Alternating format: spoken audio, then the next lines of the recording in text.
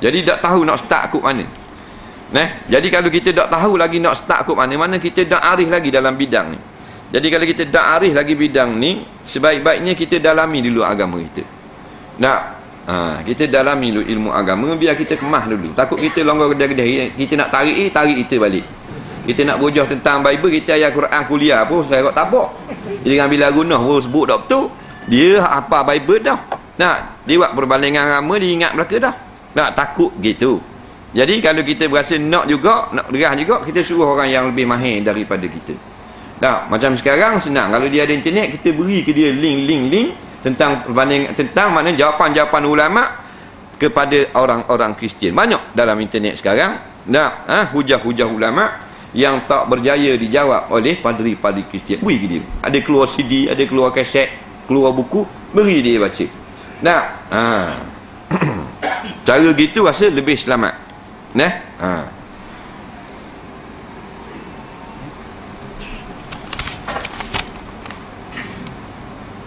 Boleh tak dividen SP guna untuk membeli barangan yang bukan makanan atau minuman seperti perabot, bayar rumah, bayar bil dan lain-lain?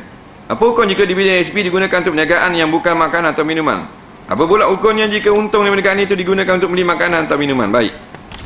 Apa yang telah dipatuakan oleh kebanyakan ulama-ulama di tanah Melayu ni, gunakanlah wang-wang dividen seperti itu kepada derma-derma orang ramai. Jangan guna untuk kepentingan diri. Kerana kita nak ihtiyat, nak cermat dengan masalah-masalah yang berlaku dalam caroman dividen tersebut, dengan tempat-tempat yang berlaku syubhah di segi syarak. Itulah apa yang terbaik, iaitulah kita belanjakan dividen tu bukan untuk kepentingan diri, bukan untuk personal. Duit kita tu duit asal pokok tu hak kita. Kemudian dividen tu kita belanjakan untuk maslahat orang ramai. Nak buat tandas surga, nak buat pagar surga, beri untuk tu. Soalan seterusnya, nak tanya satu ayat dalam Quran, al-fitnatu asyaddu minal qatli. Apakah maksud ayat fitnah dalam konteks ayat tersebut? Sebab ada dengar seorang ustaz yang bahawa maksud fitnah itu bukan seperti mana fitnah dalam bahasa Melayu, tapi bermaksud syirik. Mohon penjelasan daripada ustaz. Jawabnya, berlakulah berbagai-bagai pandangan ulama tafsir tentang makna fitnah di dalam ayat tersebut. Pandangan-pandangan itu bukan menafikan maksud daripada penafsir yang lain, tetapi meluaskan tafsiran sahaja. Jadi balik kepada maksud yang asal, iaitulah melemparkan fitnah. Kita fitnahkan seseorang itu berzina dan seumpamanya. Kita fitnahkan seseorang itu maknanya melakukan satu perkara besar, umpamanya. Jadi asyaddu minal qatl, lebih bahaya daripada membunuh. Bunuh mati selalu. Fitnah dia dah habis cerita, berjalan semua. Pas usul lembek ni nak usul lembek pula. Jadi boleh ke mulut seorang sebar kau tambah cerita kau besar. Maksudnya sebab itulah dikatakan kalau bunuh mati selalu, kalau fitnah tak mati, tetapi hidupnya lebih teruk daripada orang yang kena bunuh. Susahnya berpanjangan. Sebab itulah maksudnya fitnah lebih dahsyat. Asyaddu tu lebih hebat. Faham? Bukan lebih maknanya dosa tu. Ada kali dosa membunuh lebih besar. Tapi asyaddu tu maknanya membawa kemudaratan yang besar. Fitnah tu. Jangan kata tak apa bunuh orang pasal dia kecek pada fitnah. Bukan masuk gitu. Bunuh orang pun dosa besar, fitnah pun dosa besar kok. Jadi setengah daripada fitnah, kata seorang ulama tafsir, iaitu syirik. Iaitu melakukan perkara-perkara syirik. Bila dia buat perkara syirik, maka orang tengok, orang ingat dia benda ni benda tauhid, orang ikut attack, habis jadi syirik masyarakat. Jadi ada juga penafsiran yang seperti itu. Maknanya syirik itu kalau dibuat di hadapan orang ramai membawa fitnah. Itu maksud dia. Soalan seterusnya,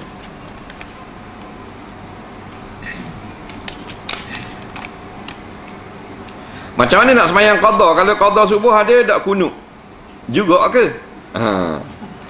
Dia nak qada sembahyang qada ni qada lah. Kalau kita sembahyang zuhur 4 rakaat, qada 4 rakaat macam biasa.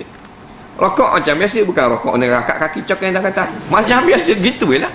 Nah, sama macam semayang lah. Cuma luar waktu dia panggil qada, dalam waktu dia panggil tunai. Benda tu le, dak lari sikit. Nah, dah kali dia qada subuh baca kunut dak. Baca kunut. Dah tak mau baca, semayang tunai pun tak mau baca tak apa. Nah, cuma dah kita semayang jemaah Tok Imam baca kunut, kita baca kunut kan. Nah, Tok Imam dak baca kunut, kita dak baca kunut. Benda sunat. Nah, lain Tok Imam dak buat benda rukun. Tok Imam dak rakaat sujud selalu. Kita tak boleh, kita kena tegur subhanallah. Nah. Jadi bila kita qada, sebaik-baiknya kita baca kunut lah. Nah. Dah kalau kita qada tak baca gak kunut, tak ada masalah. Nak qada pagi pukul 11 pagi sembahyang subuh boleh. Qada pukul 4 petang boleh. Lepas gaib boleh. 12 malam boleh. Sebab qada dia tidak ada sakatan waktu. Kalau nak solat subuh sebelum solat zuhur boleh tak? Nak qada subuh boleh. Ya, sepanjang waktu. Kalau solat qada zuhur 4 rakaat juga ke? Takkan nak kurang jadi 2 sedap qada. Nah, tinggal hak 4, jawabnya kena buat 4. Tinggal hak 3, buat 3. KWSP ada kena nak dengan riba? Tak ada. Nah, cuma setengahnya ada kaum mengatakan dia mencarum pada tempat-tempat yang berlaku syubhah kesama orang daripada kesusahan muamalat Islam. Halal tak duit KWSP sebab makin hari makin bertambah, sedangkan saya dah lama berhenti kerja. Sekarang dah tak ada potong bulan dah. Banyak pula tu dapat dalam setahun. Sebenarnya wang simpanan kita ni dia ambil duit kita daripada gaji, kemudian kajaan tambah dah. Gaji kita potong 50 katakan, kajaan tambah 10 jadi 60. 60 tu dia saving, dia carum. Faham tak? Dia carum ni pada satu tempat dan duit kita itu dia hidup lah, diniagakan dia. Nampak? Jadi yang dapat lebih daripada kita simpan tu adalah keuntungan perniagaan tersebut. Kalau kita nak cermat tu, nak warak, hukum warak. Jadi kita ambil KWSP lagi, kita kira nilai hak kita sahaja. Hak faedah itu, faham tak? Dividen itu kita beri sumbangan-sumbangan untuk tabung-tabung jihad. Tu cara paling warak. Kalau hak pekah tak apa dah. Hak warak. Warak ni kena ada tak?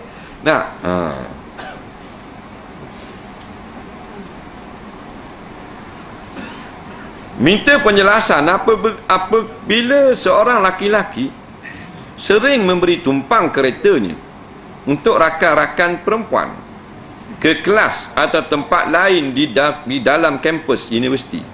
Adakah dikira salah walaupun niat untuk menolong? Baik. Daripada dia pelajar universiti, dia kereta dia seorang ni naik, dia ambil student perempuan, pelajar perempuan, tumpang kereta dia nak pergi ke kampus, nak pergi balik, nak pergi ke kolej ke apa ke, nak pergi dewan ke, tumpang kereta dia. Hukumnya salah ke tak? Jawabnya tak salah kalau kena cara ni. Contohnya perempuan tu ramai, dia seorang, dia duduk depan dan kereta dia pula orang puang duduk belakang tu dalam kereta lah, bukan tabur naik ramai-ramai duduk belakang itu buat macam tahu siapa jatuh berdebok itu. Dan bila keadaan kereta dia itu tidak memberi fitnah. Kalau kereta dia ni cermin gelap, memang tak boleh pasal memberi fitnah. Walaupun kita duduk dalam buat benda molek, tapi kita buka fitnah. Cermin gelap tak apa benda, orang puang tu baik, padahal kita niat tu. Tapi kalau cerah dalam kampus, bukan dalam pokok, bukan dalam rok, masukkan dalam bukit, dalam kampus saja, hak puan 3 orang tumpang duduk belakang, dia seorang duduk depan, sama macam taksi. Faham lagi? Jadi boleh. Sebab kalau fitnah masa gitu orang dak fitnah pada adat dak fitnah. Tapi kalau cermin gelap fitnah. Jadi fitnah. Walaupun dia duduk dalam tu dia ngaji Quran, dia baca imam. Awak belakang betul Tok Imam salah. Faham? Idram bila guna. Memang dia buat sungguh ngaji betul. Tapi cermin gelap. Hukumnya haram. Haram apa? Haram buka pintu fitnah. Kita yang saya buat fitnah sehingga orang syak wasangka, haram lik kita. Sebab tu orang yang dak khabar orang nikah, dia alik bini senyap-senyap malam-malam. Hukumnya haram. Padahal ini dia. Dah haram lagi nikah dah tu.